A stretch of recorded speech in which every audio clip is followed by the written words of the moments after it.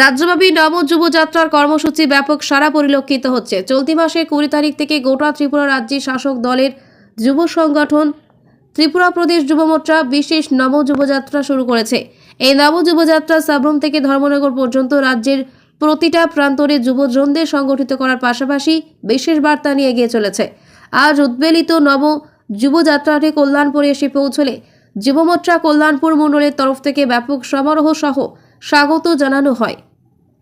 এদিকে কল্যাণপুরে যাত্রা বিরতিতে নিজের অভিমত প্রকাশ করতে গিয়ে স্থানীয় বিধায়ক পিনাকি দাস চৌধুরী, যুব মোর্চার জেলা সভাপতি মানিক দেবনাথ মণ্ডল, সভাপতি শুভঙ্কর শেঠ প্রমুখদের পাশে নিয়ে মোর্চার প্রদেশ সভাপতি বিধায়ক সুশান্ত দেব এই যুবযাত্রা সম্পর্কে ইতিবাচক ধারণা পোষণ করেন।